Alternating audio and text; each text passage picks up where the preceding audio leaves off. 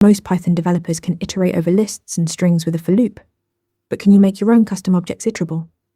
Let's break down exactly how Python's iteration protocol works. Python distinguishes between two concepts, iterables and iterators. An iterable is any object that has an __iter__ method that returns an iterator. An iterator is an object that has both __iter__ next___ methods.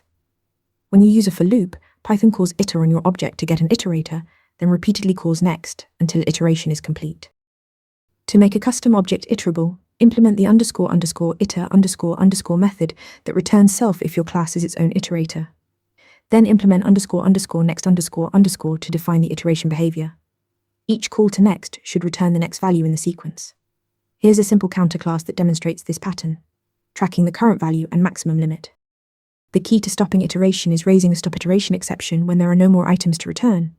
This signals to Python that the iteration is complete.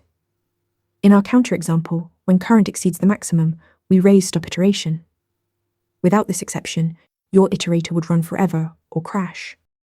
There's an alternative approach using __getItem__ for index-based iteration. If your class implements getItem and raises index error when the index is out of range, Python can automatically iterate over it. This is simpler for sequence-like objects, but less flexible than the iterator protocol. To make an object iterable, implement __iter__ and __next__ with StopIteration, or use __getItem__ for index-based access. Practice this with your own custom collections. Want to nail questions like this in your next interview? Interview Mentor gives you hands-on practice with real questions. Every answer gets a grade with specific, personalized feedback.